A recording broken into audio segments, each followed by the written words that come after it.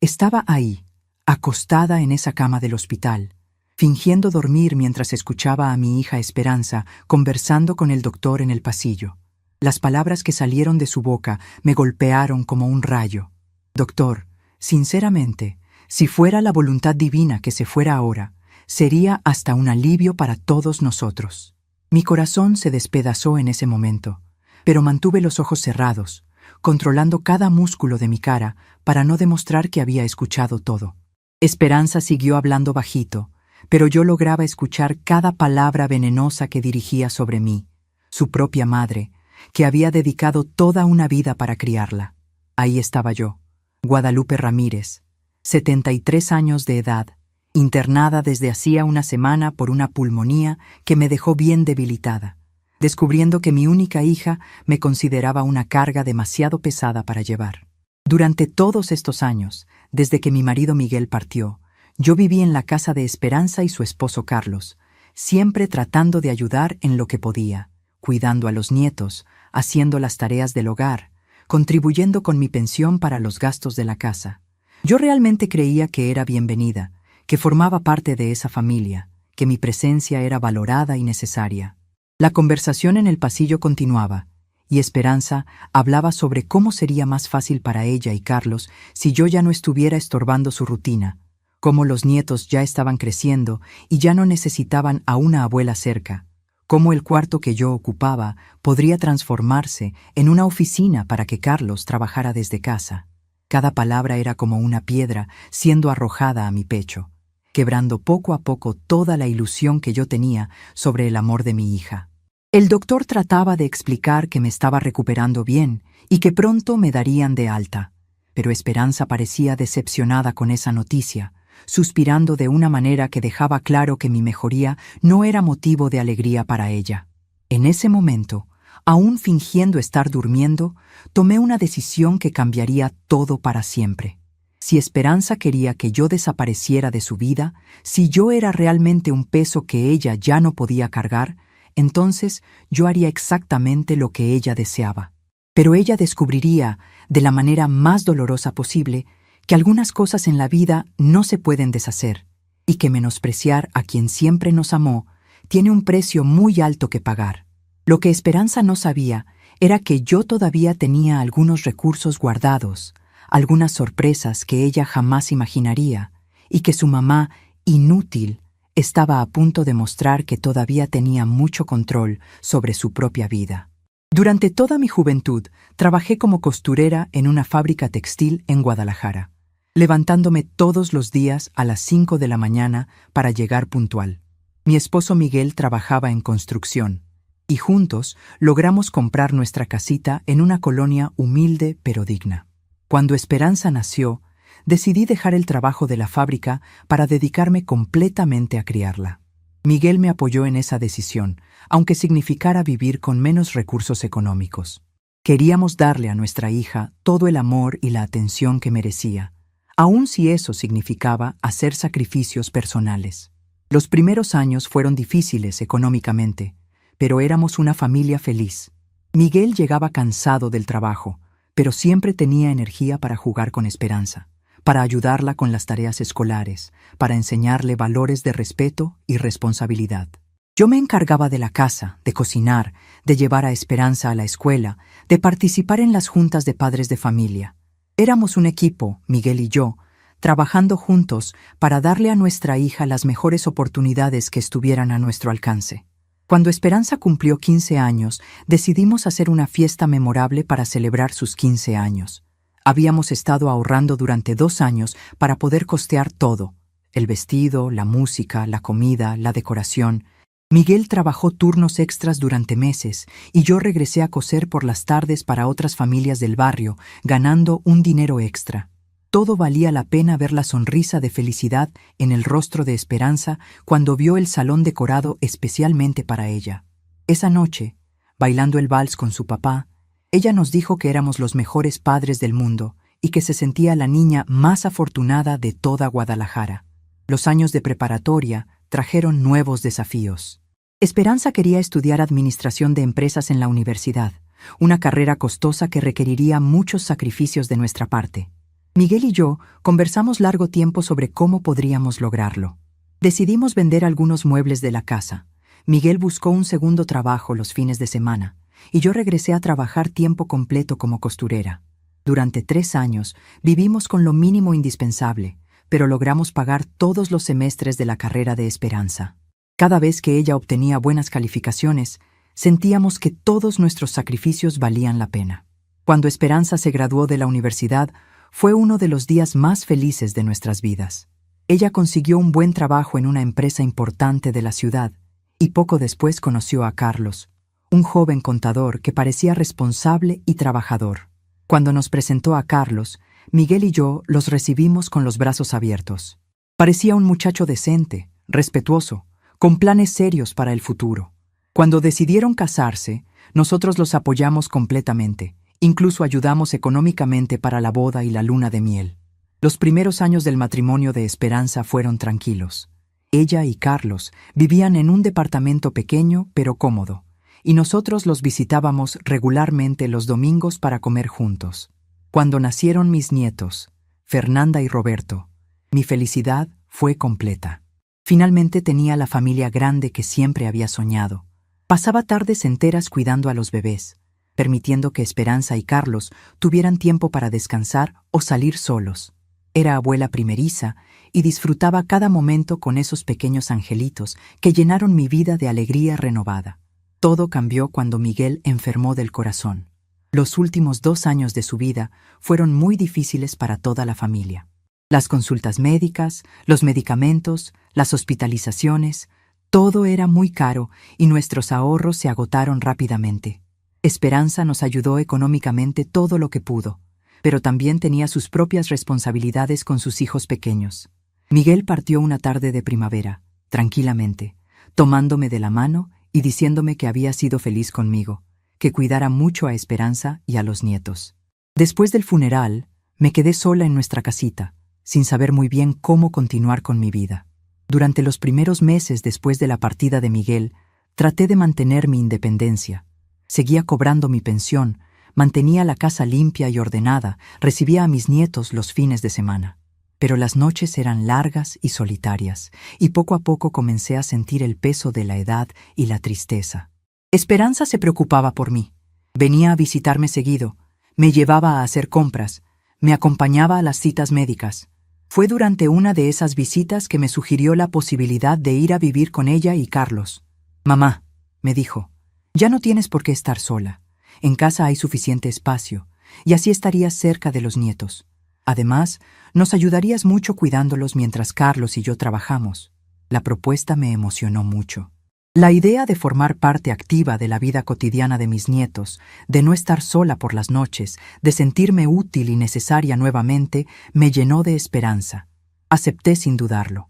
Vendimos mi casita y con ese dinero ayudé a Esperanza y Carlos a dar el enganche para una casa más grande en una mejor colonia. Parecía el arreglo perfecto para todos.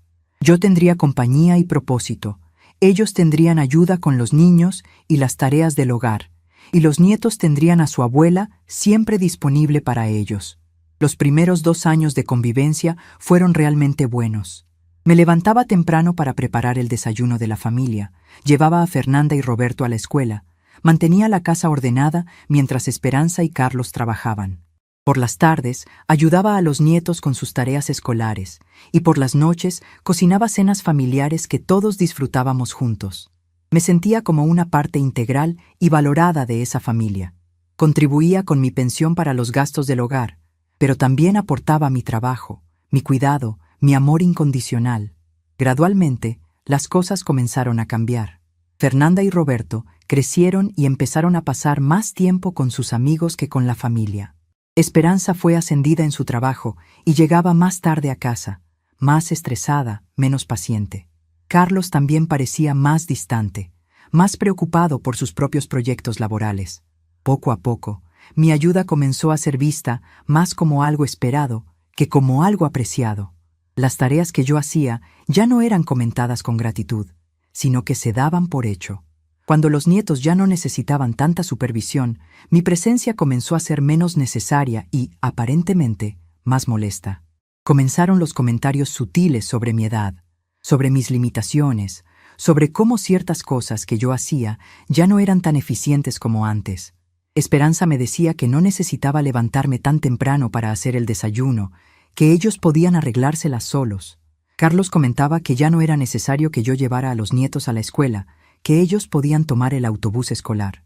Gradualmente, me fueron quitando responsabilidades, pero también me fueron quitando propósito y relevancia en esa casa que yo había ayudado a comprar. Las conversaciones familiares comenzaron a desarrollarse como si yo no estuviera presente. Hablaban de planes futuros, de vacaciones, de proyectos de remodelación, sin incluirme en las decisiones. Cuando yo trataba de opinar o hacer sugerencias, recibía sonrisas condescendientes y respuestas que me hacían sentir como una niña que había hablado sin permiso. Mi experiencia de vida, mis consejos basados en años de matrimonio y maternidad, ya no eran valorados. Era simplemente la abuela que vivía en la casa, no un miembro activo y respetado de la familia. Los últimos meses antes de mi hospitalización fueron especialmente difíciles. Esperanza había comenzado a hacer comentarios sobre cómo sería conveniente que yo tuviera mi propio espacio, algún lugar donde pudiera estar cómoda sin preocuparme por las responsabilidades del hogar. Hablaba de residencias para personas mayores como si fueran lugares maravillosos donde yo podría hacer amigas de mi edad y participar en actividades diseñadas especialmente para mí. Cada vez que sacaba el tema, yo cambiaba la conversación, porque no quería enfrentar la realidad de que ya no era bienvenida en el hogar que yo misma había ayudado a crear. Y ahora, acostada en esta cama de hospital, escuchando a mi propia hija decir que sería un alivio si yo partiera para siempre, finalmente entendí que todos esos meses de insinuaciones habían sido preparación para este momento. Esperanza ya había tomado la decisión de deshacerse de mí. Solo estaba esperando la oportunidad apropiada, y mi enfermedad le parecía la excusa perfecta.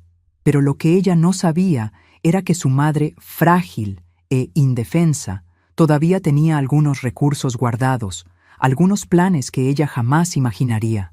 Cuando el doctor se fue y Esperanza entró al cuarto para visitarme, mantuve los ojos cerrados y regulé mi respiración para parecer profundamente dormida. Ella se acercó a mi cama, me observó durante unos momentos y luego susurró algo que me heló la sangre. «Ya es hora, mamá. Ya cumpliste tu tiempo en esta tierra. Ahora puedes descansar en paz». Esas palabras confirmaron todas mis sospechas. Mi propia hija estaba deseando mi muerte, esperando que esta enfermedad me llevara para poder continuar con su vida sin la molestia de cuidar a una madre anciana. En ese momento, tomé la decisión más importante de mis 73 años de vida. Si Esperanza quería que yo desapareciera, lo haría, pero no de la manera que ella esperaba. Iba a desaparecer de su vida, pero viva, independiente y con pleno control sobre mis propios recursos. Iba a enseñarle a mi hija ingrata que menospreciar a quien te dio la vida tiene consecuencias que ella jamás había imaginado. La mujer que había dedicado toda su existencia a cuidar y proteger a su familia estaba a punto de transformarse en alguien completamente diferente. Alguien que ya no aceptaría migajas de amor de quienes deberían amarla incondicionalmente. Esa noche, sola en mi cuarto de hospital, comencé a hacer planes que cambiarían todo para siempre. Durante los días siguientes en el hospital, fingí continuar más débil de lo que realmente estaba, observando cada visita de Esperanza con ojos completamente diferentes.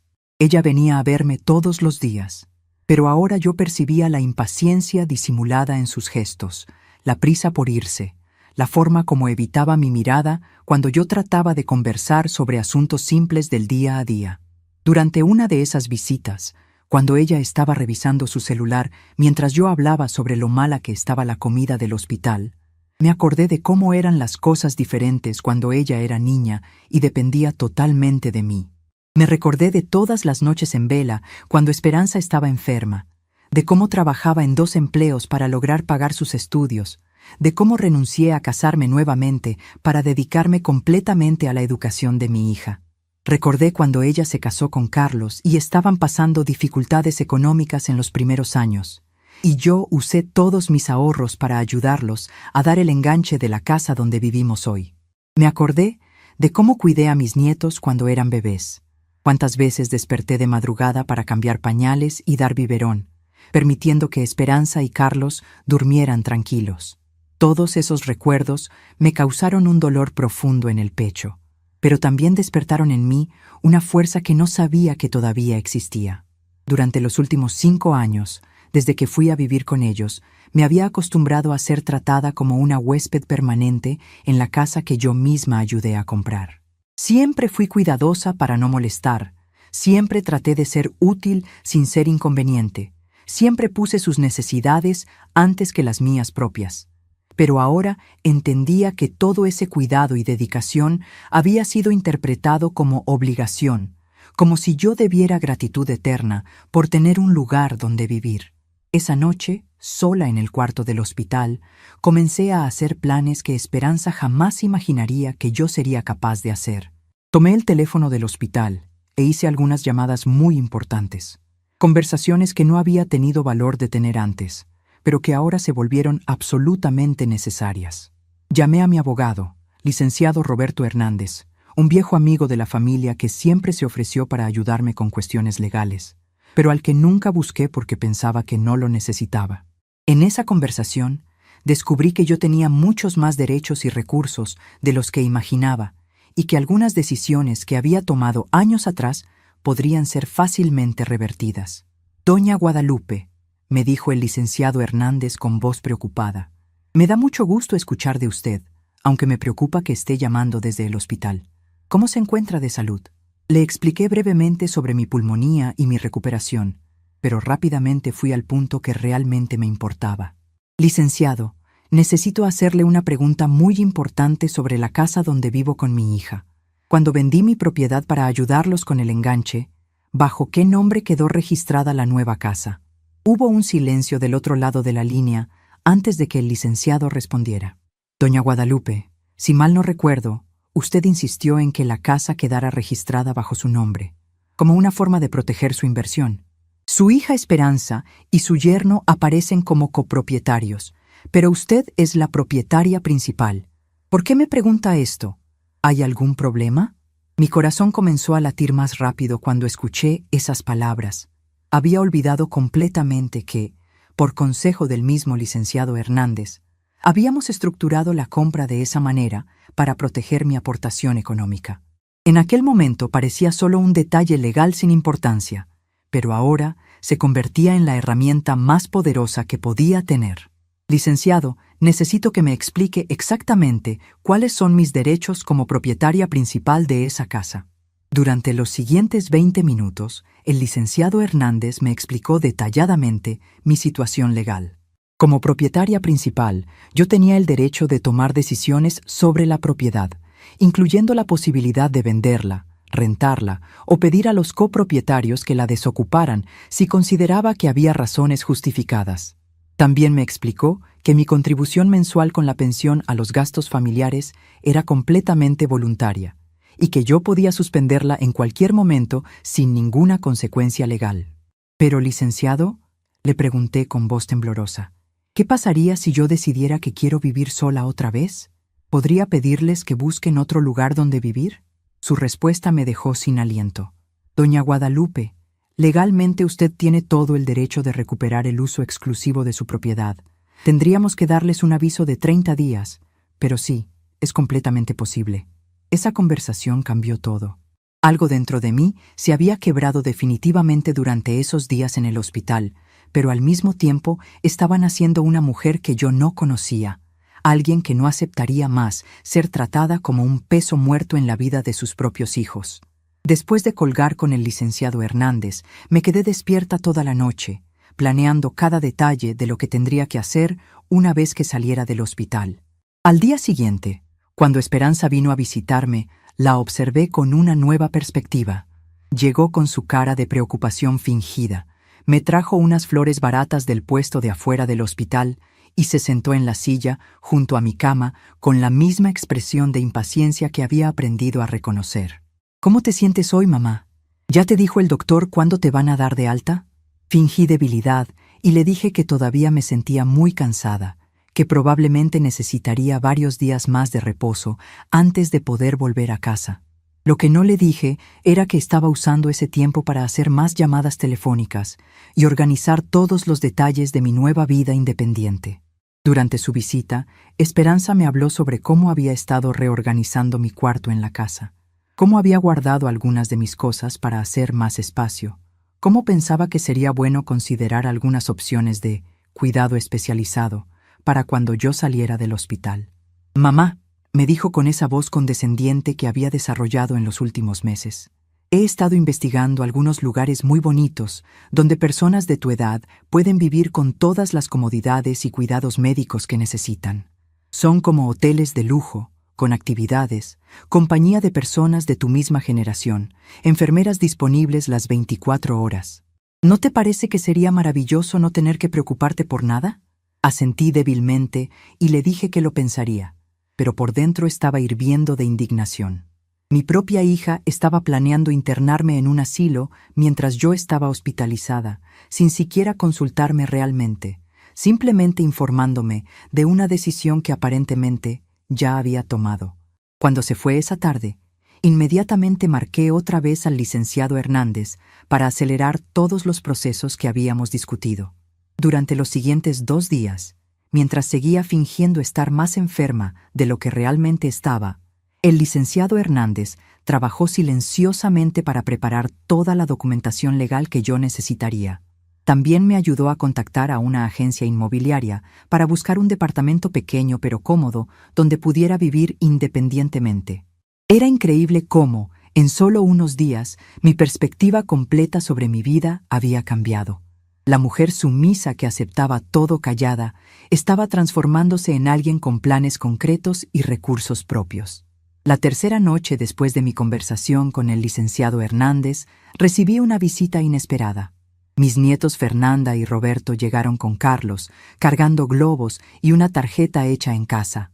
Por un momento, mi corazón casi vaciló. Fernanda, de 15 años, me abrazó con lágrimas en los ojos y me dijo: «Abuela, te extrañé mucho. La casa no es igual sin ti». Roberto, de 12 años, me mostró orgulloso la tarjeta que había hecho, llena de dibujos y mensajes de amor. Mientras conversaba con mis nietos, observé a Carlos cuidadosamente. Él parecía genuinamente preocupado por mi salud, pero también noté algo en su comportamiento que no había percibido antes. Hablaba sobre planes futuros para la casa, sobre proyectos de remodelación, sobre cambios que querían hacer en los próximos meses. Todo sonaba como si ya hubieran decidido que yo no estaría ahí para ver esos cambios. Cuando Fernanda preguntó cuándo volvería a casa, Carlos intercambió una mirada significativa con Roberto antes de responder: «Bueno, tu abuela necesita recuperarse completamente, y tal vez sea mejor que tenga un lugar más tranquilo donde pueda descansar». Esa noche, después de que se fueron, llamé a mi hermana menor, Rosa María, que vive en la Ciudad de México. No habíamos hablado en varios meses, pero siempre mantuvimos una relación cercana a pesar de la distancia. Cuando le conté lo que había escuchado en el hospital y lo que estaba planeando hacer, su reacción me sorprendió. «Guadalupe», me dijo con voz firme, «ya era hora de que abrieras los ojos. Desde la última vez que te visité, hace 6 meses, yo me di cuenta de cómo te estaban tratando. Esperanza apenas te dirigía la palabra durante mi visita. Carlos te hablaba como si fueras una empleada doméstica, y tú parecías una sombra de la mujer fuerte que siempre fuiste.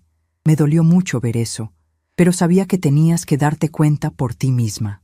Rosa María me ofreció irme a vivir con ella a la Ciudad de México, pero yo ya había tomado la decisión de quedarme en Guadalajara.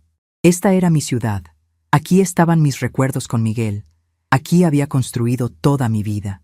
No iba a permitir que Esperanza me obligara a huir de mi propio hogar. «Rosa», le dije, «voy a recuperar mi dignidad aquí mismo, en esta ciudad donde he vivido toda mi vida. Si Esperanza quiere deshacerse de mí, va a descubrir que su madre todavía tiene mucho poder sobre sus propias decisiones». Durante mi última noche en el hospital, organicé todos los detalles finales de mi plan. El licenciado Hernández había encontrado un departamento perfecto para mí.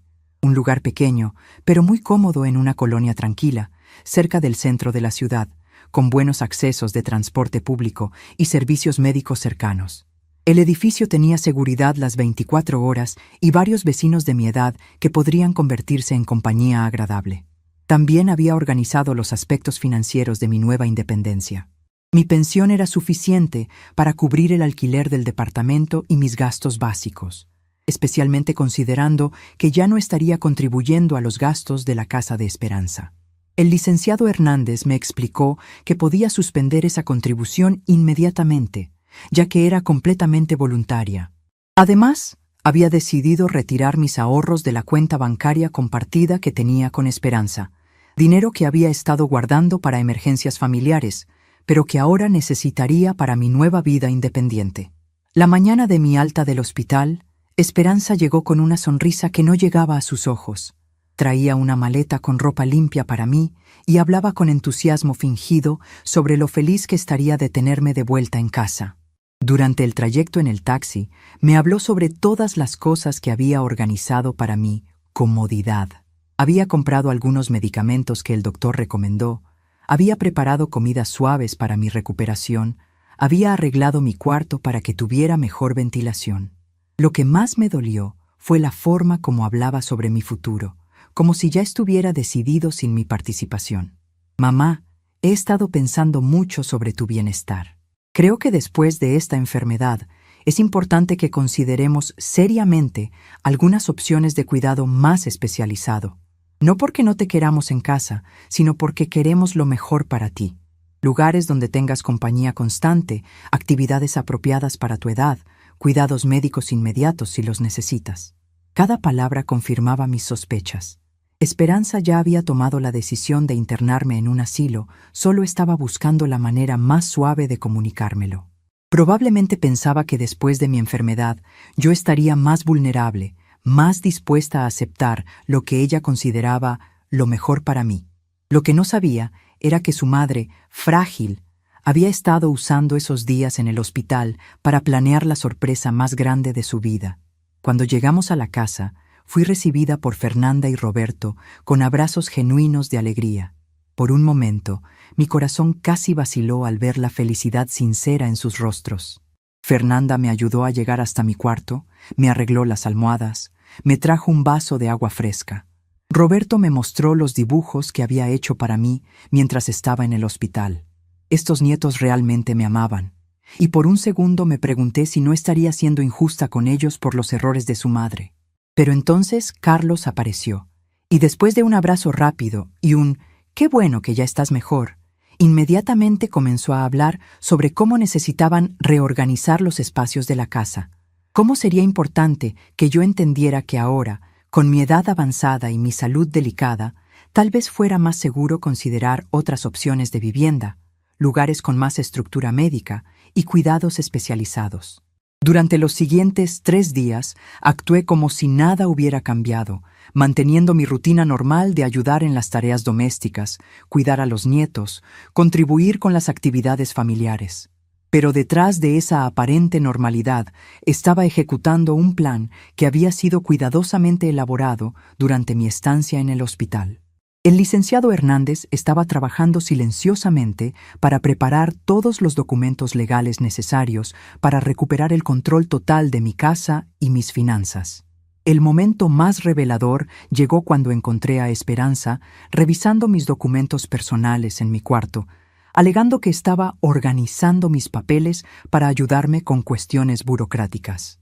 Tenía en sus manos mi testamento, mis estados de cuenta bancarios, los papeles de la casa, todos los documentos importantes de mi vida. Cuando me vio llegar, trató de actuar con naturalidad, pero la culpabilidad era evidente en su rostro. «Mamá», me dijo tratando de sonar casual, «solo estaba ordenando tus papeles importantes. Creo que sería bueno que yo tuviera copias de todo, por si algún día necesitas ayuda con trámites o emergencias médicas. A tu edad, es importante que alguien de confianza maneje estos asuntos por ti». En ese instante, entendí que ella ya estaba planeando tomar control total sobre mi vida, probablemente preparando el terreno para algún tipo de tutela o incapacitación legal. Había estado investigando mis recursos financieros, evaluando mis propiedades, organizando todo para tomar decisiones por mí sin mi consentimiento. La máscara de la hija preocupada se había caído completamente. y ahora podía ver claramente sus verdaderas intenciones. Esa noche llamé al licenciado Hernández y le dije que necesitábamos acelerar todos los procesos que estaban en curso. Le expliqué lo que había descubierto sobre los planes de Esperanza, y él me confirmó que era fundamental actuar rápidamente antes de que ella pudiera iniciar cualquier proceso legal para limitar mi autonomía. «Doña Guadalupe», me dijo, «todo está listo. Mañana podemos firmar todos los documentos necesarios. El departamento está disponible, sus finanzas están organizadas, y legalmente usted tiene todo el derecho de recuperar su independencia». Durante mi última noche en esa casa, me quedé despierta observando por la ventana de mi cuarto, recordando todos los momentos felices que había vivido ahí con mis nietos, pero también todos los momentos de humillación y desprecio que había sufrido en los últimos meses. Era el final de una etapa de mi vida, pero también el comienzo de algo nuevo, una oportunidad de demostrar que Guadalupe Ramírez todavía tenía mucho control sobre su propio destino. A la mañana siguiente, mientras Esperanza llevaba a los niños a la escuela y Carlos salía para el trabajo, puse mi plan en acción final. Era el momento de que mi hija descubriera que había subestimado completamente a su madre y que las consecuencias de sus acciones serían mucho más severas de lo que jamás había imaginado. La mañana que cambiaría todo para siempre amaneció tranquila y soleada en Guadalajara. Esperanza se levantó como siempre, preparó el desayuno para los niños y se alistó para llevarlos a la escuela antes de irse al trabajo. Carlos salió temprano para una reunión importante en su oficina. La rutina familiar se desarrollaba exactamente como todos los días durante los últimos 5 años, pero esta vez yo sabía que sería la última vez que los vería actuar como si yo fuera invisible en mi propia casa. Mientras desayunábamos juntos, observé cada detalle de esa escena que se repetiría por última vez. Fernanda hablaba sobre un examen de matemáticas que tenía esa tarde. Roberto se quejaba de que no había encontrado su libro de historia. Carlos revisaba su teléfono mientras tomaba café. Esperanza organizaba las loncheras de los niños con movimientos mecánicos. Todos estaban ahí, pero nadie realmente me veía. Era como si yo fuera un mueble más de la cocina, presente pero irrelevante para sus vidas. «Mamá», me dijo Esperanza mientras recogía los platos del desayuno, «hoy voy a llegar un poco tarde porque tengo una cita con el director de un lugar muy bonito que quiero que conozcas. Es una residencia especializada para personas mayores, con jardines preciosos y actividades muy entretenidas. Creo que te va a encantar». Sus palabras sonaban dulces, pero yo ya sabía que no era una invitación, sino una notificación de una decisión que ya había tomado por mí. Asentí suavemente, y le dije que estaría bien, que me quedaría descansando en casa durante el día. Lo que no le dije era que efectivamente sería un día de descanso, pero no en la forma que ella imaginaba. Sería el primer día del resto de mi vida, el día en que Guadalupe Ramírez dejaría de ser víctima para convertirse en protagonista de su propia historia. Después de que todos se fueron, me quedé sola en esa casa que yo había ayudado a comprar, observando cada rincón con una mezcla de nostalgia y determinación. Caminé por la sala donde había pasado tantas tardes viendo televisión con mis nietos, por la cocina donde había preparado miles de comidas familiares, por el jardín pequeño donde había cultivado las plantas que tanto me gustaban. Todo eso había sido mi vida durante 5 años, pero ahora entendía que nunca había sido realmente mi hogar. Había sido solo el lugar donde me permitían quedarme mientras fuera útil y no causara molestias. A las 9 de la mañana en punto, tal como habíamos acordado, el licenciado Hernández llegó a la casa acompañado de su secretaria y 2 testigos. Traía consigo toda la documentación legal que habíamos preparado durante mi estancia en el hospital. Los papeles de transferencia de cuentas bancarias, la notificación legal de desalojo para Esperanza y Carlos, los documentos que confirmaban mi derecho exclusivo sobre la propiedad y los contratos del departamento que sería mi nuevo hogar. «Doña Guadalupe», me dijo el licenciado con una sonrisa profesional pero comprensiva, ¿está completamente segura de que quiere proceder con todos estos cambios? Una vez que firmemos estos documentos y entreguemos las notificaciones legales, no habrá vuelta atrás. Su hija y su yerno tendrán 30 días para desocupar la propiedad. Por un momento, mi corazón vaciló. Pensé en Fernanda y Roberto, en cómo se sentirían cuando descubrieran que su abuela los había echado de la casa. Pensé en todos los años que había vivido con ellos, en los momentos felices que habíamos compartido, en la posibilidad de que tal vez estuviera reaccionando de manera exagerada a las palabras crueles que había escuchado en el hospital. Pero entonces recordé la conversación que había escuchado en el pasillo del hospital, las palabras de esperanza deseando que yo muriera para que fuera un alivio para todos. Recordé encontrarla revisando mis documentos personales, planeando tomar control de mi vida sin mi consentimiento. Recordé todos los meses de insinuaciones sobre asilos y residencias geriátricas, todos los comentarios sobre mis limitaciones de edad, todas las veces que me habían hecho sentir como una carga pesada en lugar de un miembro valorado de la familia.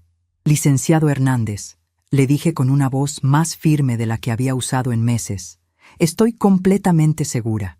Mi hija decidió que yo era un estorbo en su vida y ahora va a descubrir las consecuencias de tratar a su madre como si fuera desechable. Proceda con todos los documentos.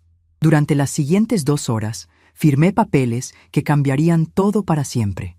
Primero, los documentos que transferían todas mis cuentas bancarias compartidas con Esperanza a cuentas individuales bajo mi nombre exclusivo. Esto incluía mis ahorros de emergencia, que sumaban una cantidad considerable que había estado guardando durante años para ayudar a la familia en caso de necesidad. Ahora ese dinero sería exclusivamente para mi nueva vida independiente. Después firmé los documentos que confirmaban mi derecho exclusivo sobre la casa. Aunque Esperanza y Carlos aparecían como copropietarios en los papeles originales, mi aportación económica inicial y mi estatus como propietaria principal me daban el derecho legal de recuperar el uso exclusivo de la propiedad. El licenciado Hernández me explicó que esto era completamente legal, especialmente considerando que yo había sido la persona que había puesto el dinero para el enganche inicial. El documento más importante fue la notificación legal de desalojo que tendríamos que entregar a Esperanza y Carlos. Este papel les daba exactamente 30 días para encontrar otro lugar donde vivir y desocupar completamente la propiedad. El licenciado me aseguró que todo estaba hecho conforme a la ley, que no había ninguna manera de que ellos pudieran impugnar legalmente mi decisión. También firmé los contratos de arrendamiento de mi nuevo departamento, un lugar pequeño pero acogedor en la colonia americana. Una zona tranquila y segura de Guadalajara, con excelente transporte público y servicios médicos cercanos. El departamento tenía una recámara, una sala comedor, una cocineta funcional y un pequeño balcón con vista a un parque. Era exactamente lo que necesitaba para empezar de nuevo mi vida independiente. Mientras organizábamos todos los documentos, el licenciado Hernández me dio algunos consejos prácticos sobre mi nueva situación. Doña Guadalupe, es importante que entienda que su hija probablemente va a tratar de convencerla de que cambie de opinión. Va a usar argumentos emocionales, va a prometer que las cosas serán diferentes. Va a tratar de hacerla sentir culpable por su decisión. Tiene que estar preparada para mantenerse firme en su resolución. También me explicó sobre mis derechos como adulta mayor independiente. Nadie puede forzarla a vivir en un lugar que usted no quiera. Nadie puede tomar decisiones médicas por usted mientras esté mental y físicamente capaz, y nadie puede acceder a sus recursos financieros sin su autorización expresa. Si su hija trata de iniciar algún proceso legal para declararla incapaz, tenemos toda la documentación médica necesaria para demostrar que usted está en pleno uso de sus facultades. Después de que el licenciado Hernández se fue, me quedé sola en la casa por última vez, como la señora que había aceptado ser tratada como una carga. Caminé lentamente por cada habitación, recordando los momentos felices, pero también los momentos dolorosos que había vivido ahí. En la sala, recordé las tardes en que había tratado de conversar con Esperanza sobre mi día, solo para ser ignorada mientras ella revisaba su teléfono. En la cocina, recordé las veces que había cocinado comidas especiales para la familia, solo para escuchar comentarios sobre cómo la comida estaba muy salada o muy condimentada para sus gustos modernos. En mi cuarto, abrí el closet y comencé a empacar mis pertenencias personales. No necesitaba mucho, solo la ropa esencial, algunas fotografías familiares, los libros que más me gustaban y algunos objetos que tenían valor sentimental. Todo lo demás podía quedarse en la casa. No estaba huyendo como una refugiada. Estaba partiendo como una mujer que había recuperado el control de su propia vida. Mientras empacaba, encontré una caja con cartas que Miguel me había escrito durante nuestro noviazgo, más de 50 años atrás. Leí algunas de esas cartas y me acordé de la mujer joven y decidida que había sido en aquella época. Alguien que tomaba sus propias decisiones y no permitía que nadie la menospreciara. En una de las cartas, Miguel me había escrito: Guadalupe, lo que más me gusta de ti es tu fuerza interior. Eres una mujer que sabe lo que vale y no acepta ser tratada con menos respeto del que merece.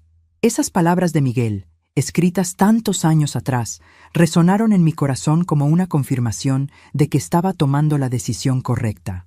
Durante los últimos años, había perdido esa fuerza interior, había permitido que las circunstancias y la dependencia emocional me convirtieran en una sombra de la mujer que había sido, pero ahora estaba recuperando esa fortaleza, estaba volviendo a ser la Guadalupe que Miguel había amado y respetado.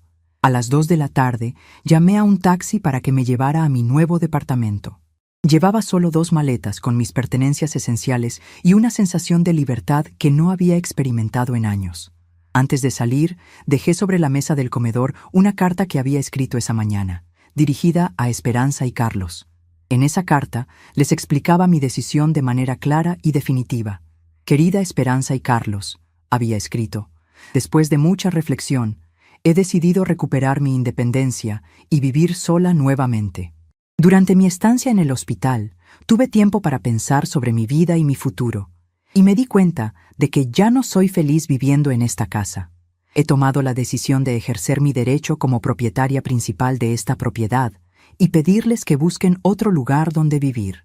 Tienen 30 días para hacer esta transición y espero que puedan entender que esta decisión es definitiva e irrevocable. También había incluido en la carta toda la información legal necesaria, los documentos oficiales de notificación y los datos de contacto del licenciado Hernández en caso de que tuvieran preguntas sobre el proceso. Había tratado de mantener un tono respetuoso, pero firme, sin explicaciones emocionales que pudieran ser interpretadas como debilidad o indecisión. Junto con la carta, dejé las llaves de mi cuarto y una nota especial para mis nietos. Queridos Fernanda y Roberto, les escribí. La abuela los ama mucho y siempre los va a amar. Esta decisión no tiene nada que ver con ustedes, sino con la necesidad de que la abuela viva de una manera que la haga feliz. Siempre serán bienvenidos para visitarme en mi nuevo hogar, y espero que puedan entender que a veces los adultos necesitamos hacer cambios importantes en nuestras vidas. El viaje en taxi hacia mi nuevo departamento fue como un renacimiento. Mientras veía pasar las calles familiares de Guadalajara, me sentí como una mujer completamente nueva.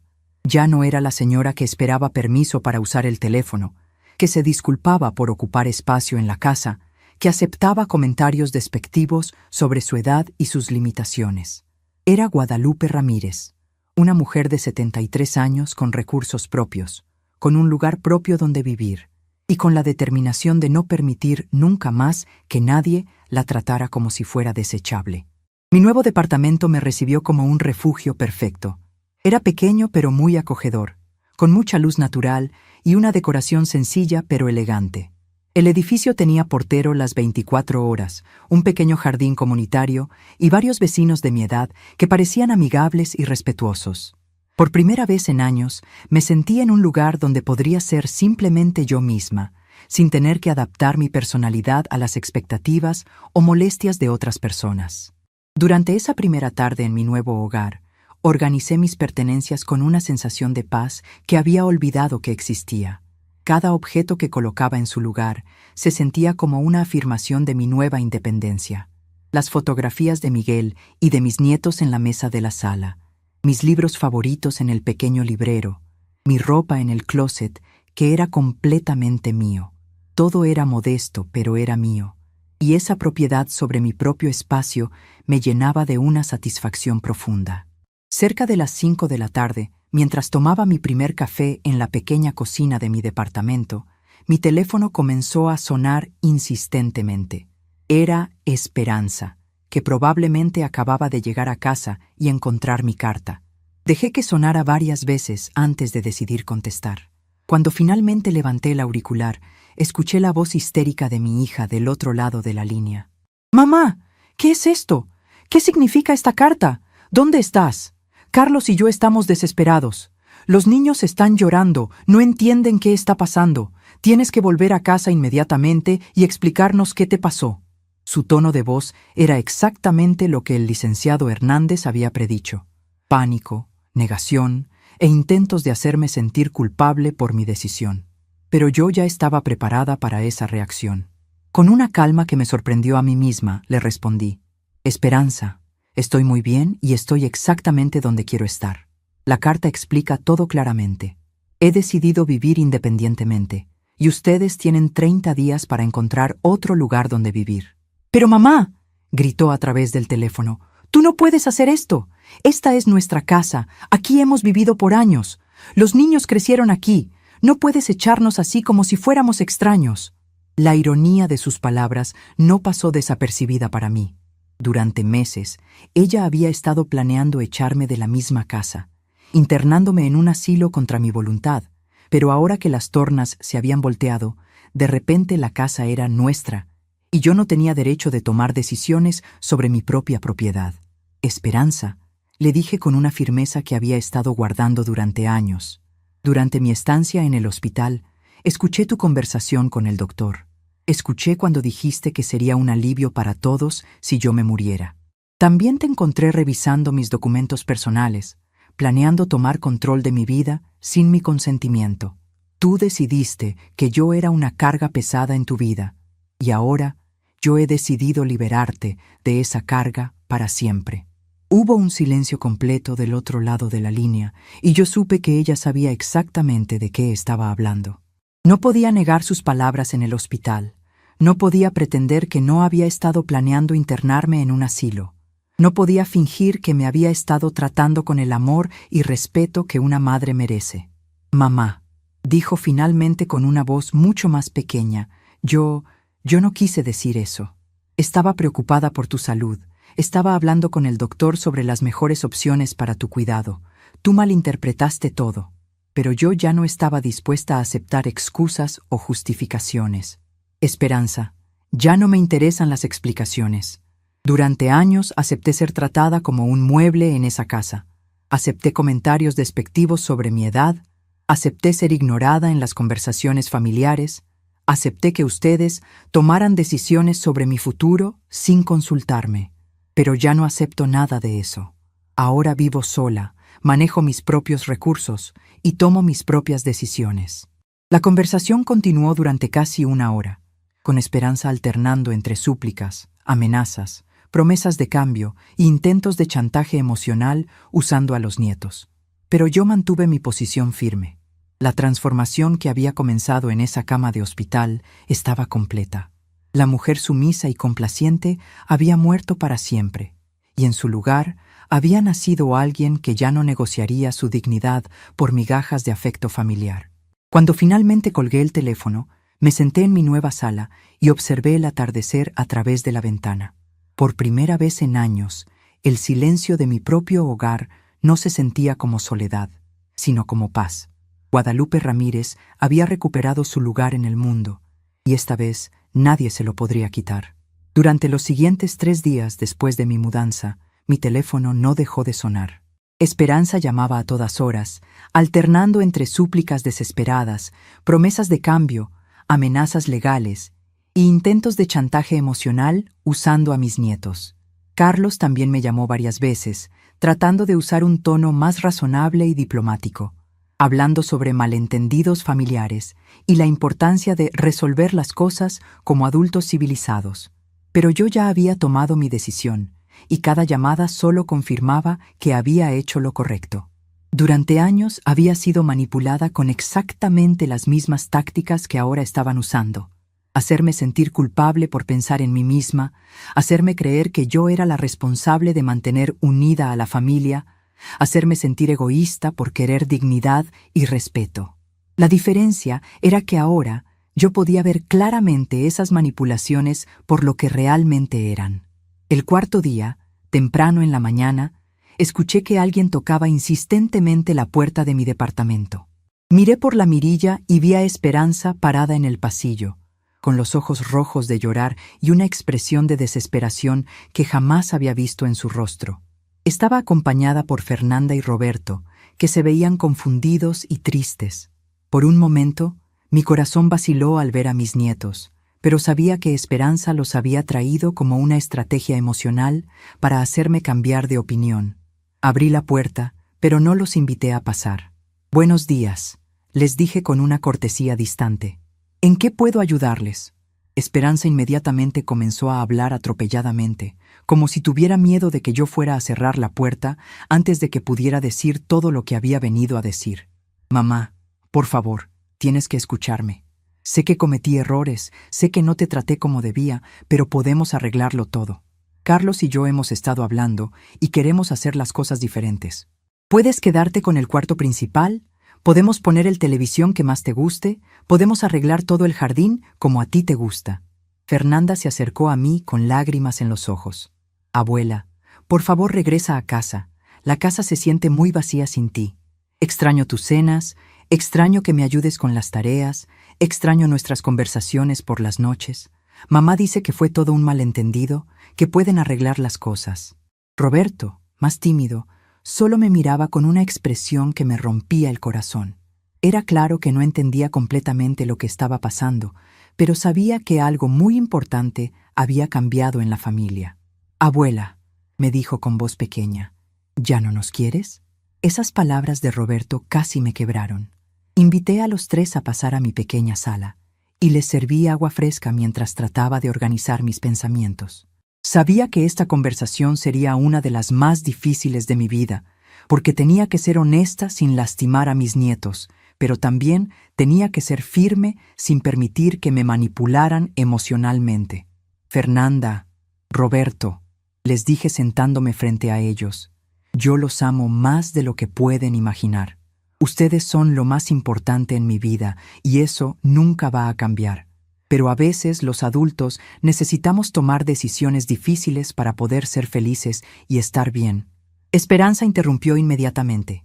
«Pero mamá, si regresas a casa, te prometo que todo será diferente. Nunca más voy a sugerir lo de las residencias geriátricas, nunca más voy a revisar tus papeles sin permiso. Vas a tener toda la libertad que quieras. Solo regresa, por favor».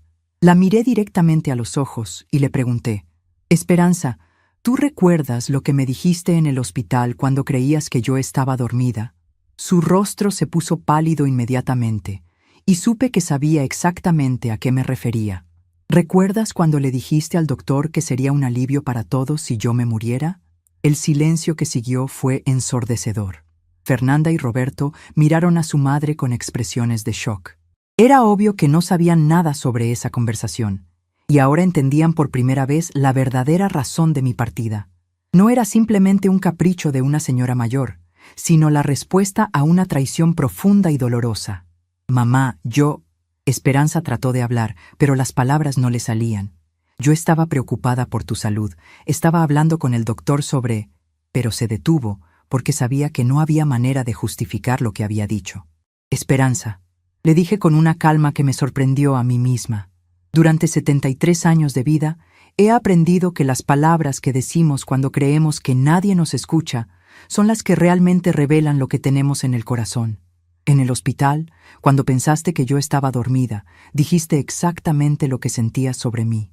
Y ahora que las consecuencias han llegado, quieres fingir que no fue en serio». Fernanda se veía completamente devastada. «Mamá», le dijo a Esperanza con una voz que temblaba de emoción, «¿realmente dijiste eso sobre la abuela?». Cuando Esperanza no pudo responder, Fernanda se volteó hacia mí. «Abuela, entiendo por qué te fuiste. Si mi mamá dijo eso, entonces tenías derecho de irte». Roberto, aunque más joven, también parecía estar empezando a comprender la gravedad de la situación. «Mamá», le dijo a Esperanza, «eso fue muy feo. La abuela siempre fue buena con nosotros». Ver a mis nietos defendiéndome de su propia madre me llenó de una satisfacción agridulce. Por un lado, me dolía ver la familia dividida de esa manera. Por otro lado, me tranquilizaba saber que Fernanda y Roberto entendían que yo no los había abandonado por capricho, sino que había sido empujada a tomar esa decisión por el comportamiento cruel de su madre. Esperanza comenzó a llorar abiertamente. «Mamá, por favor, perdóname. Sé que dije cosas horribles, sé que te lastimé, pero estaba estresada, estaba preocupada por tantas cosas. Carlos perdió su trabajo el mes pasado, tenemos problemas de dinero, los niños necesitan tantas cosas, y yo me sentía abrumada con todo. Esta nueva información me tomó por sorpresa. No sabía que Carlos había perdido su trabajo, no sabía que estaban pasando dificultades económicas. Durante todos esos meses que había estado contribuyendo con mi pensión a los gastos familiares, nunca me habían comentado sobre problemas financieros. De hecho, siempre habían actuado como si mi aportación económica fuera insignificante y poco necesaria. ¿Cuándo perdió Carlos su trabajo?, le pregunté con curiosidad genuina. «Hace 6 semanas», admitió Esperanza entre sollozos. «La empresa donde trabajaba cerró su sucursal en Guadalajara. Hemos estado viviendo solo con mi salario, y con los gastos de la casa, los colegios de los niños, el carro, es muy difícil llegar a fin de mes». De repente, muchas cosas comenzaron a tener sentido. Las prisas repentinas por internarme en una residencia geriátrica no habían sido solo por deshacerse de una madre molesta.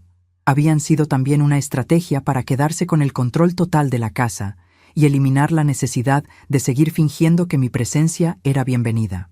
Con Carlos desempleado, mi pensión mensual se había vuelto aún más importante para la economía familiar, pero ellos preferían tener acceso a ese dinero sin tener que soportar mi presencia física. «Esperanza», le dije con una mezcla de tristeza y indignación. «Durante 6 semanas estuvieron pasando dificultades económicas y nunca me dijeron nada. Siguieron recibiendo mi contribución mensual como si fuera su derecho, pero al mismo tiempo planeaban deshacerse de mí. ¿No te parece que eso es profundamente deshonesto?» «Mamá, nosotros...» Carlos finalmente habló desde la puerta, donde había estado parado en silencio. «Nosotros no queríamos preocuparte con nuestros problemas. Pensamos que era mejor mantener las cosas normales mientras encontraba otro trabajo». «¿Mantener las cosas normales?», repetí con una sonrisa amarga. ¿Llamarían normal planear internar a alguien en un asilo sin consultarle, revisar sus documentos personales a escondidas y desear su muerte para liberarse de ella? Carlos no tenía respuesta para eso. La verdad era que habían visto mi enfermedad como una oportunidad perfecta para resolver 2 problemas al mismo tiempo: deshacerse de una suegra que consideraban una carga y mantener acceso a sus recursos económicos a través de algún tipo de tutela legal. «Abuela», Fernanda me preguntó con voz tímida, «¿podrías perdonar a mamá si ella realmente cambia? ¿Si promete nunca más decir cosas horribles sobre ti?» La pregunta de mi nieta me llegó directo al corazón. Fernanda era lo suficientemente grande para entender la gravedad de la situación, pero también lo suficientemente joven para creer que todas las heridas pueden sanarse con disculpas sinceras. La miré con todo el amor que sentía por ella y traté de explicarle algo muy difícil de entender. «Mi amor», le dije tomando sus manos entre las mías, «hay palabras y acciones que lastiman tan profundamente que cambian para siempre la relación entre las personas. Lo que tu mamá dijo en el hospital y todas las cosas que hizo durante estos meses me mostraron que ella realmente siente que yo soy una carga pesada en su vida. Aunque ella se disculpe ahora y aunque prometa cambiar, yo ya no puedo vivir con la preocupación constante de estar molestando a alguien en mi propia casa». Roberto se acercó a mí y me abrazó fuertemente. «Abuela, ¿pero nosotros te podemos visitar aquí? ¿Podemos venir a verte cuando queramos?» «Por supuesto, mi amor», le respondí devolviendo su abrazo. «Esta será siempre su casa también. Ustedes pueden venir cuando quieran. Pueden quedarse a dormir los fines de semana si quieren. Pueden llamarme a cualquier hora. La diferencia es que ahora la abuela vive en un lugar donde se siente tranquila y feliz». Esperanza hizo un último intento desesperado. «Mamá, si es por el dinero, si necesitas que te paguemos renta por vivir en la casa, podemos hacer eso. Si quieres que firmemos algún documento que te dé más derechos sobre las decisiones familiares, podemos hacerlo. Solo dinos qué necesitas para regresar». La miré con una mezcla de pena y firmeza. «Esperanza, esto no se trata de dinero o de documentos legales. Se trata de dignidad y respeto. Durante años, Ustedes me hicieron sentir como una invitada no deseada en una casa que yo ayudé a comprar. Me hicieron sentir como si mi presencia fuera una molestia constante, como si mis opiniones no tuvieran valor, como si mi única función fuera aportar dinero y cuidados sin esperar nada a cambio. «Pero podemos cambiar todo eso», insistió con desesperación. «Tal vez sí puedan», le respondí, «pero yo ya no quiero intentarlo. He descubierto que puedo ser feliz viviendo sola, tomando mis propias decisiones, organizando mi tiempo como me gusta. He recuperado una paz que había perdido durante años. ¿Por qué habría de renunciar a esa paz para volver a una situación que me causaba tanta tristeza?» La conversación continuó durante casi 2 horas más, pero gradualmente Esperanza comenzó a entender que mi decisión era definitiva e irrevocable. Los 30 días de plazo legal no eran una negociación, sino una cortesía que les estaba dando para organizarse. No había nada que pudieran decir o prometer que me haría cambiar de opinión. Cuando finalmente se fueron esa tarde, Fernanda y Roberto me abrazaron con promesas de visitarme pronto. Esperanza se fue con una expresión de derrota total, pero también con algo que parecía ser una comprensión tardía de las consecuencias de sus acciones. Carlos no dijo nada, pero su expresión mostraba la preocupación práctica de un hombre que acababa de perder tanto una casa como una contribución económica importante. Durante las siguientes 3 semanas, recibí noticias ocasionales sobre cómo estaba progresando su búsqueda de una nueva vivienda. A través de conocidos mutuos, supe que habían encontrado un departamento más pequeño en una colonia menos costosa, que Carlos había conseguido un trabajo temporal con un salario menor al que tenía antes, y que Esperanza había tenido que pedir un préstamo para cubrir los gastos del depósito y la mudanza. No sentía alegría por sus dificultades, pero tampoco sentía culpa. Eran simplemente las consecuencias naturales de las decisiones que habían tomado. Durante años, habían construido su estilo de vida basándose en recursos que no eran completamente suyos, y ahora tenían que aprender a vivir dentro de sus propias posibilidades. El día 28 de su plazo legal, Esperanza me llamó por última vez. Su voz sonaba cansada pero resignada. «Mamá», me dijo, «mañana terminamos de sacar nuestras cosas de la casa. Quería pedirte perdón una vez más. Sé que no merezco tu perdón, pero quería que supieras que he entendido cuánto te lastimé, y que me voy a arrepentir de eso por el resto de mi vida». «Esperanza», le respondí con una serenidad que me había costado años encontrar. «Te deseo lo mejor en tu nueva vida. Espero que esta experiencia les sirva para valorar mejor lo que tienen y para tratar a las personas que los aman con más respeto y consideración». «¿Hay alguna posibilidad de que algún día puedas perdonarme completamente?», me preguntó con una voz muy pequeña. «El perdón no significa olvidar, ni significa volver a confiar como antes», le expliqué. «Yo ya te perdoné, Esperanza, porque guardar rencor solo me haría daño a mí. Pero perdonar no significa que estoy dispuesta a volver a ponerme en una situación donde pueda ser lastimada de la misma manera». Esa fue nuestra última conversación como madre e hija que habían vivido juntas. A partir del día siguiente, seríamos simplemente 2 mujeres relacionadas por sangre y por historia, pero ya no por la dependencia y el resentimiento que habían caracterizado nuestros últimos años de convivencia. La mañana del día 30, desde la ventana de mi departamento, vi el camión de mudanzas que sacaba los últimos muebles de la casa que había sido mi hogar durante 5 años. No sentí tristeza, sino una sensación de cierre completamente necesario. Guadalupe Ramírez había recuperado no solo su independencia, sino también su dignidad y su derecho a ser tratada con respeto por las personas que supuestamente la amaban. 6 meses han pasado desde que tomé la decisión de dejar la casa de Esperanza y Carlos para vivir mi propia vida. Durante este tiempo, he aprendido a valorar el silencio de mi propia compañía, la paz de tomar decisiones sin tener que consultar a nadie, la libertad de organizar mis días de acuerdo con mi propia voluntad. Todas las mañanas, despierto en mi pequeño departamento y hago mi café sin prisa. Leo el periódico en mi balcón soleado, cuido las plantas que compré para decorar mi nuevo hogar. Es increíble cómo la vida puede ser simple y placentera cuando no tenemos que lidiar constantemente con la sensación de estar molestando a alguien. Mi rutina diaria se ha convertido en una celebración silenciosa de mi independencia recuperada. Me levanto cuando mi cuerpo naturalmente despierta, no cuando el reloj de otras personas lo determina. Desayuno lo que se me antoja, no lo que alguien más decidió que sería apropiado para mi edad. Salgo a caminar por el parque cercano cuando tengo ganas, no cuando alguien más considera que es seguro para mí. Cada decisión pequeña, desde qué programa ver en televisión hasta qué ropa ponerme, se siente como una afirmación de mi derecho a existir en mis propios términos. He descubierto placeres simples que había olvidado durante los años de convivencia forzada. Por las tardes, me siento en mi balcón con una taza de té y observo a los niños jugando en el parque de enfrente. Sus risas y gritos de alegría me llenan de una paz que no había sentido en años. No siento envidia de las familias que veo paseando juntas, sino una satisfacción serena de saber que yo también tuve esos momentos con esperanza cuando era pequeña y que ahora tengo algo diferente pero igualmente valioso: la tranquilidad de una vida vivida en mis propios términos. Una de las cosas más hermosas de esta nueva etapa ha sido redescubrir mis propios gustos y preferencias.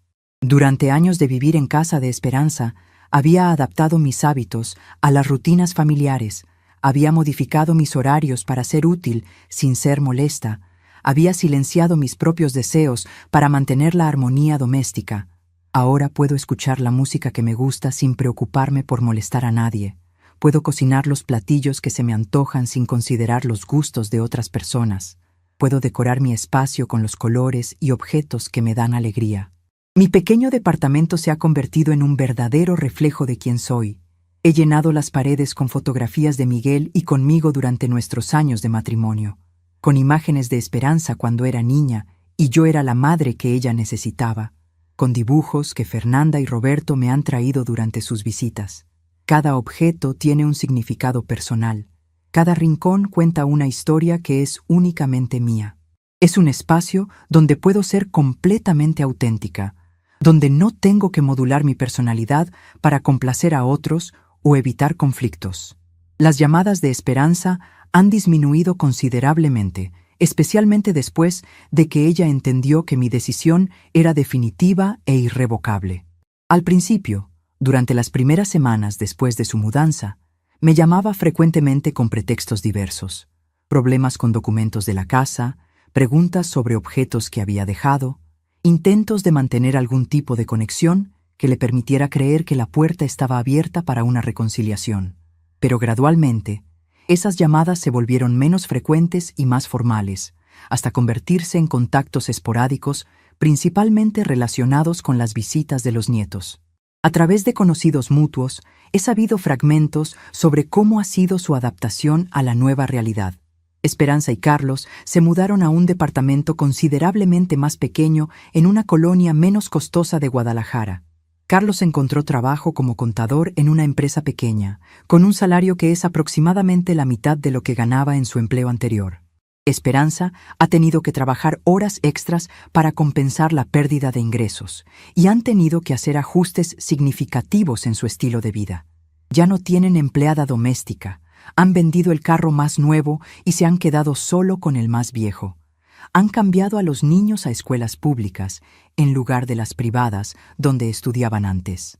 Esta información no me produce alegría vengativa, pero tampoco me causa culpa o remordimiento. Son simplemente las consecuencias naturales de haber construido un estilo de vida basado en recursos que no eran completamente propios. Durante años, habían dependido de mi contribución económica y de mi trabajo doméstico no remunerado para mantener un nivel de vida que sus propios ingresos no podían sostener. Ahora, están aprendiendo a vivir dentro de sus verdaderas posibilidades, y aunque es una lección dolorosa, es una lección necesaria. Lo más reconfortante de esta nueva etapa ha sido el desarrollo de mi relación con Fernanda y Roberto. Mis nietos me visitan regularmente, y esas visitas se han convertido en algunos de los momentos más preciosos de mi semana. Sin la tensión constante de la convivencia familiar conflictiva, puedo disfrutar plenamente de su compañía y ellos pueden disfrutar de la mía. Cocinamos juntos en mi pequeña cocina, hacemos tareas escolares en mi mesa del comedor, vemos películas acurrucados en mi sofá. Son momentos de conexión genuina, libres de las complicaciones y resentimientos que habían envenenado nuestras interacciones cuando yo vivía en su casa. Fernanda, que ahora tiene 16 años, ha madurado mucho durante estos meses. En nuestras conversaciones, puedo ver que entiende más profundamente las dinámicas familiares que llevaron a mi partida. Me ha dicho varias veces que admira mi valor para tomar una decisión tan difícil y que espera tener la misma fortaleza cuando ella tenga que tomar decisiones importantes en su propia vida. Es reconfortante saber que mi ejemplo de autorrespeto y autodeterminación le está enseñando lecciones valiosas sobre la importancia de no aceptar ser tratada con menos dignidad de la que merece. Roberto, aunque más joven, también ha mostrado una comprensión sorprendente de la situación. Durante una de sus visitas recientes me dijo: «Abuela, me gusta que ahora sonrías más. Antes, cuando vivías con nosotros, a veces te veías triste, pero ahora siempre te ves contenta». Sus palabras me confirmaron algo que yo había sospechado. Mi infelicidad durante esos últimos años de convivencia forzada había sido más visible de lo que yo pensaba, y había afectado no solo mi propio bienestar, sino también la percepción que mis nietos tenían de mí. Una tarde de domingo, mientras Fernanda y Roberto estaban visitándome, recibí una llamada inesperada. Era mi hermana Rosa María, llamando desde la Ciudad de México con noticias que me llenaron de una alegría inmensa. Su hija menor, Patricia, se había comprometido y la boda sería en 2 meses. Rosa María me invitaba a quedarme con ella durante una semana para participar en todos los preparativos y la celebración.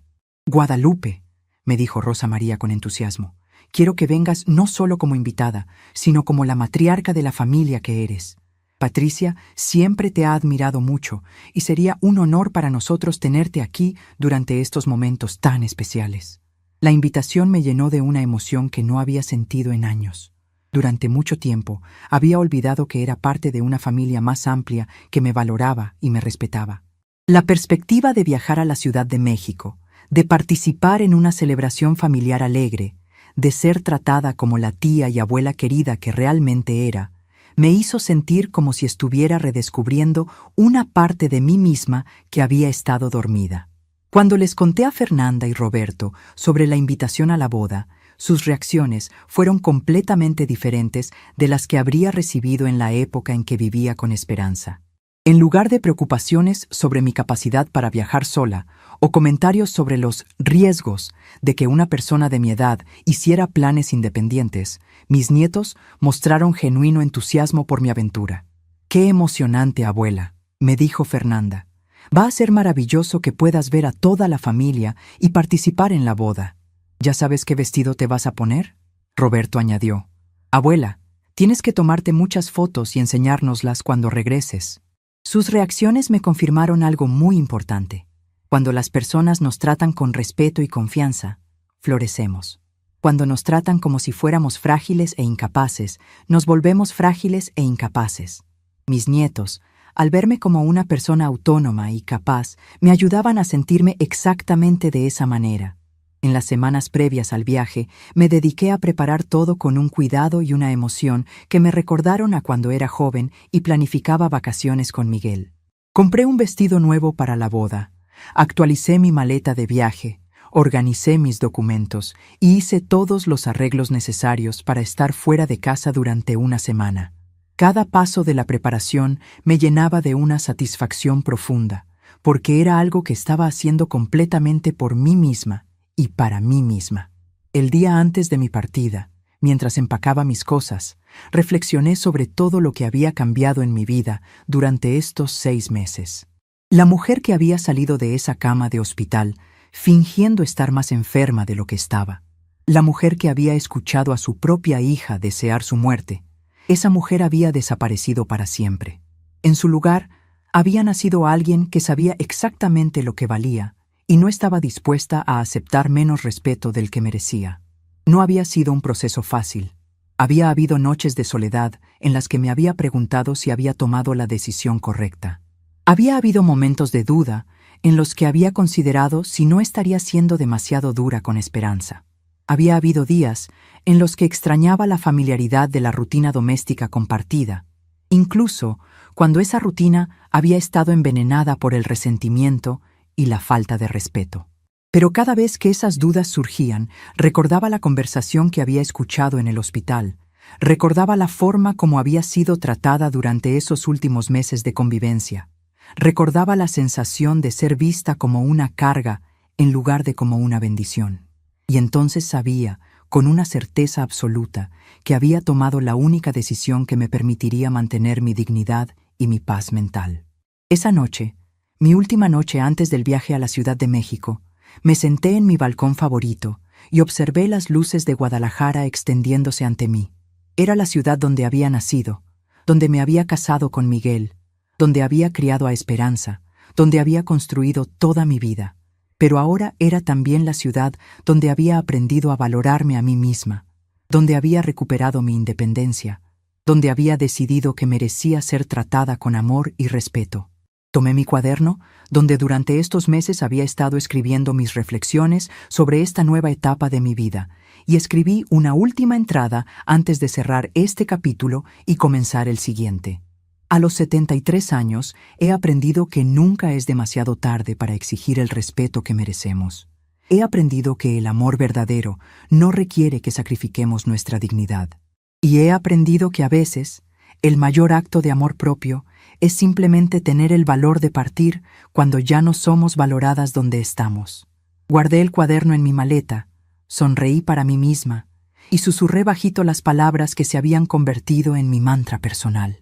A veces, el mayor recomienzo es el silencio que elegimos mantener. Estamos curiosos para saber hasta dónde esta historia llegó. ¿De dónde están viendo? Comenten abajo.